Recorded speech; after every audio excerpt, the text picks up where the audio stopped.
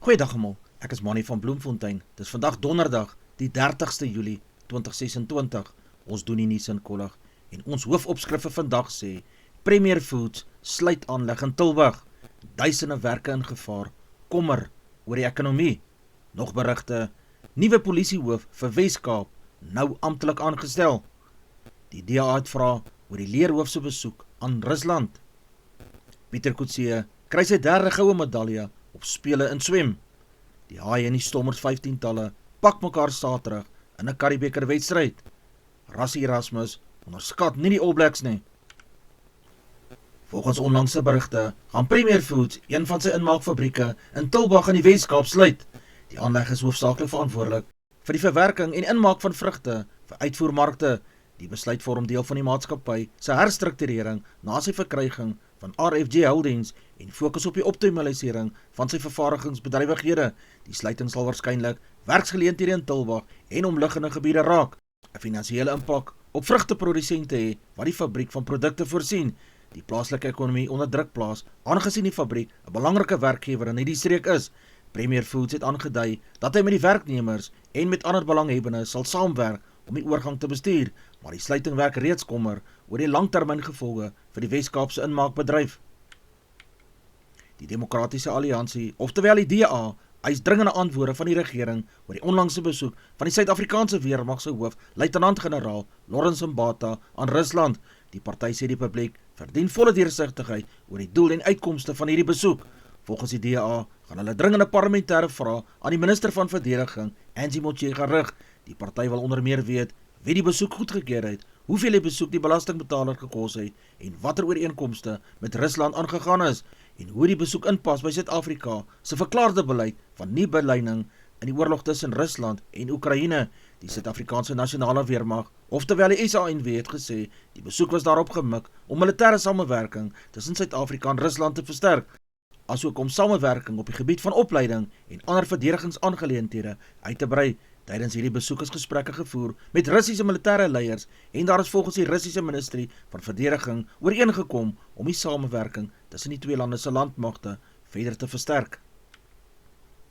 Lede van die parlement LPs het geëis dat daar strenger opgetree word teen amptenare en bestuurders van swak presterende munisipaliteite.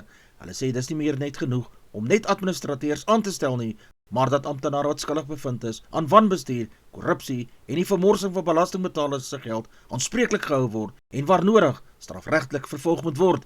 Die eise volg nadat die nasionale tesourie aan die parlement verduidelik het dat die regering van gewone toesig na meer direkte ingryping moet beweeg om die land se swakste munisipaliteite te help herstel. LPs het egter beklemtoon dat finansiële ondersteuning alleenlik nie die probleem sal oplos as daar geen gevolge vir onbevoegde of korrupte amptenare is nie. Parlementslede meen dat beter bestuur, streng finansiële beheer en aanspreeklikheid is noodsaaklik om dienslewerings te verbeter en die publiek se vertroue in plaaslike regerings te herstel.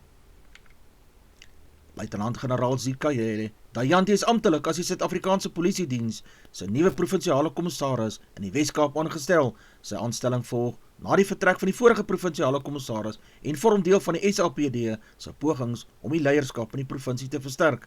Dayanti bring jare se ondervinding in polisiewerk en misdaadbekamping na hierdie pos. Hy sal verantwoordelik wees vir die leiding van polisieoperasies reg oor die Wes-Kaap met 'n sterk fokus op die bekamping van bendebedrywighede, geweldsmisdade en die verbetering van dienslewerings. Die Suid-Afrikaanse Polisiediens het vertroue uitgespreek dat Dayanti se ervaring en leierskap 'n belangrike rol sal speel om veiligheid in die provinsie te verbeter en die publiek se vertroue in die polisiediens verder te versterk. Skade van miljoene rande is by verskeie skole reg oor Suid-Afrika gedurende die afgelope vakansie aangemeld. Volgens onderwysersowerhede is talle skole die teiken van vandalisme, inbrake en diefstal, met klaskamers, administratiewe kantore en ander fasiliteite wat beskadig of geplunder is. Onder die items wat gesteel is, tel rekenaars, elektroniese toerusting, kabels, waterpompe en ander waardevolle skooltoerusting. In sommige gevalle is vensters en deure gebreek en klaskamers ook beskadig, wat die hervatting van onderrig bemoeilik gemaak het. Onderwysdepartemente het hulle kommer uitgespreek oor die toenemende aanvalle op skole en doen 'n beroep op gemeenskappe om saam met die polisie te werk om skooleiendom te beskerm. Hulle beklemtoon dat elke rand wat aan herstelwerk bestee word, geld is wat andersins vir die verbetering van onderwys en leerondersteuning gebruik kon gewees het. Die Suid-Afrikaanse suikerbedryf waarsku dat toenemende invoere van goedkoop suiker die plaaslike bedryf onder groot druk gaan plaas. Bedryfsrolspelers sê ingevoerde suiker, wat dikwels teen laer pryse as plaaslik vervaardigde suiker verkoop word, maak dit al hoe moeiliker vir plaaslike produsente en suikermeulens om winsgewend aan te bly. Volgens hierdie bedryf bedreig die situasie duisende werksgeleenthede in die suikersektor en dit plaas ook druk op suikerboere. Veral kleinskaalse produsente, hulle voer aan dat onbillike mededinging en lae internasionale suikerpryse die volhoubaarheid van hierdie bedryf in gevaar stel. Die bedryf doen 'n beroep op die regering om 'n invoermaatreël en handelsbeleid te hersien om plaaslike produsente beter te beskerm. Intussen beklemtoon kenners dat 'n sterk plaaslike suikerbedryf belangrik is vir die voedselsekerheid, landelike ekonomiese ontwikkeling en die behoud van duisende direkte en indirekte werksgeleenthede. Die klein handelsgroep Boxer het 'n sterk groeikoers aangeteken nadat laer voedselpryse meer klante na sy winkels gelok het. Die maatskappy sê sy strategie om bekostigbare kruideniersware aan te bied het gehelp om verkope en klantgetalle merkbaar te verhoog. Volgens Boxer het verbruikers wat steeds onder druk verkeer weens hoë lewenskoste toenemend na goedkoper inkopies opsies gesoek. Dit het gelei tot 'n beduidende toename in verkope van basiese voedselprodukte en ander daaglikse benodighede. Die maatskappy sê hy sal voortgaan om mededingende pryse te bied en sy winkelnetwerke uit te brei. Ontleeders meen Boxer se fokus is waarde op geld, plaas die kleinhandelaar in 'n sterk posisie, na mate Suid-Afrikaanse huishoudings steeds maniere soek om hulle inkopierekeninge verder te verminder. Die Toyota Cheetahs en die Suzuki Griquas pak mekaar môre in Kimberley in 'n belangrike Karibeker wedstryd wat na verwagting groot belangstelling sal uitlok. Albei spanne is vasbeslote om waardevolle ligapunte in te samel na mate die kompetisie verder momentum kry. Die Toyota Cheetahs se afrigter, Frans Steyn, sê sy span het goed voorberei vir hierdie kragmeting. Volgens Steyn is die spelers gereed vir die uitdaging. Verstaan hulle hoe belangrik die wedstryd vir albei spanne is. Steyn het ook beklemtoon dat Griquas altyd sterk op hulle tuisveld speel en dat die Cheetahs gedissiplineerd sal moet wees om in die oorwinning weg te stap. Rugby-ondersteuners kan uitsien na harde, fisieke wedstryd tussen twee spanne wat mekaar goed ken en geen duim sal toegee nie. Die Suid-Afrikaanse middelafstandatleet Tsepo Tsitsi het vir die eindstryd van die mans sy 1 myl by die Statebondspel in Glasgow gekwalifiseer. Hy het 'n slim en taktiese wedloop in sy uitdaging gelewer en in 'n skittertyd van 3 minute 59 sekonde geëindig wat hom 'n plek in Saterdag sy eindstryd besorg het. Tsitsi het die Suid-Afrikaanse rekordhouer oor 1500 meter sal nou teen die wêreld se beste mylatlete meeding in 'n wedloop wat na verwagting baie mededingend sal wees. Sy kwalifisering is nog 'n positiewe uitslag vir span Suid-Afrika by die spele. Die Stormers 15-tal en die Sharks 15-tal pak mekaar Saterdag in die DHL stadion in Kaapstad in opwindende Karibeker kragmeting. Albei spanne is vasbeslote om 'n sterk vertoning te lewer en die wedstryd beloof om een van die hoogtepunte van hierdie naweek se rugby te wees. Ondersteuners kan uitsien na vinnige aanvallende rugby met albei spanne wat oor talentvolle spelers beskik. Die Stormers sal probeer om hulle tuisveldvoordeel ten volle te benut, terwyl die Haie daarop uit sal wees om 'n belangrike wegsege te behaal. Met twee tradisionele rugbyreëse wat mekaar ander, word 'n groot skare by die DHL stadion verwag. Die wedstryd beloof harde, fisieke rugby en baie opwinding vir die ondersteuners van albei spanne aan te bied. Die Springbok afrigter Rassie Erasmus sê hy onderskat nooit 'n toetswedstryd teen die Nieu-Seelandse All Blacks nie. Volgens Erasmus is die Springbokke goed voorberei, maar hy verwag 'n uiters moeilike kragmeting teen hierdie besoekers. Erasmus sê die All Blacks bly een van die wêreld se sterkste rugby spanne en dat hulle enige span kan straf wat foute teen hulle maak.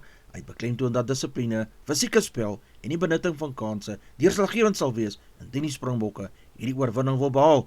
Die Springbok afrigter het vertroue in sy span se voorbereiding uitgespreek en gesê die spelers is gereed vir hierdie uitdaging.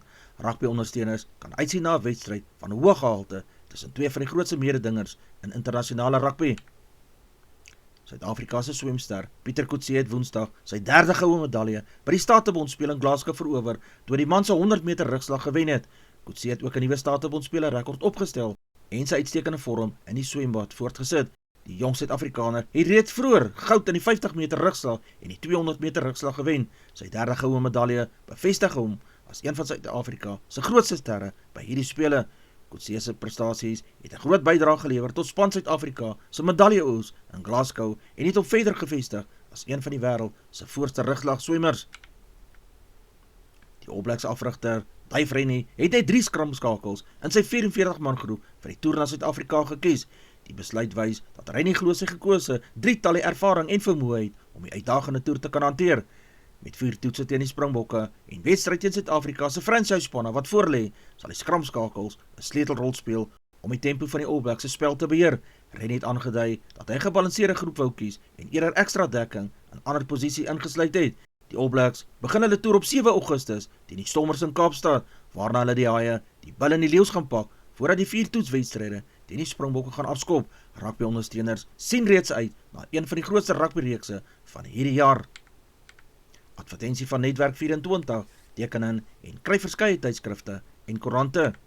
Advertensie van Bloemkeel for you, jy kan vir Dian of Susan by 082-390-3339 kontak, hulle sê jou voertuigsregistrasie namens jou behartig.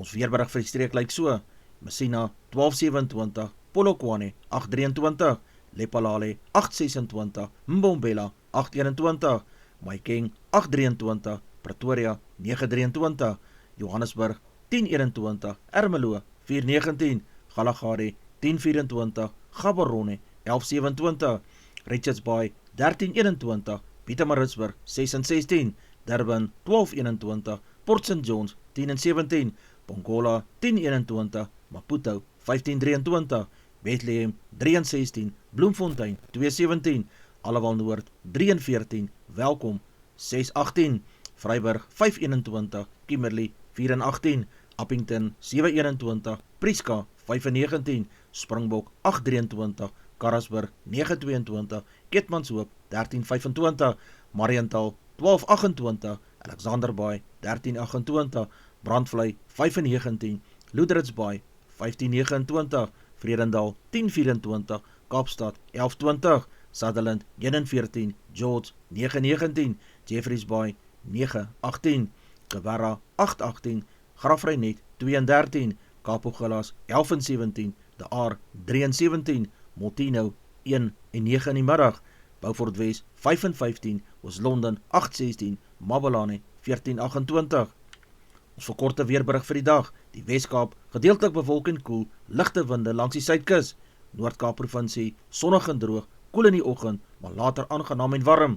Die Oos-Kaap mooi weer oor die grootste deel van die provinsie, koel langs die kus, Vrystaat sonnig en koud vroegoggend met aangename middagtemperature, Noordwes provinsie droog met baie sonskyn, koel tot warm, Gauteng helder en sonnig, koue begin, maar later aangenaam. Mpumalanga gedeeltelik bewolk vroeg, daarna sonnig en warm, veral in die Laagveld. Limpopo provinsie sonnig en warm, met geen noemenswaardige reën wat verwag word nie. KwaZulu-Natal gedeeltelik bewolk met sonskyn, aangenaam warm in die binneland en langs die kus. Geniet 'n mooi wintersdag, maar trek warm aan vir hierdie koue oggendure. Ons markaanwysers vir die dag: die rand verhandel teen R16.76 teenoor Amerikaanse dollar, 'n pond verhandel teen R22.28, 'n euro kos R19.09, die prys van 'n Australiese dollar is R11.64, die yen verhandel teen 10 sent, die prys van platinum is $1,588, palladium se prys is $1,252, goud per fyn ons is $3,999, die prys van silwer is $56.96, die prys van Brent olie per vat is $84.09. Gedagte vir die dag: klein tree vorentoe bring jou uiteindelik by groot oorwinnings. Hou vas aan hoop, werk hard en vertrou dat elke uitdaging jou sterker sal maak. Gaan hierdie donderdag met 'n glimlag en 'n dankbare hart tegemoet. Dis al vir vandag. Onthou om te like, deel met jou vriende en jou vriendinne en onthou om te subscribe op my kanaal. 'n Aangename dag word vir almal toegewens.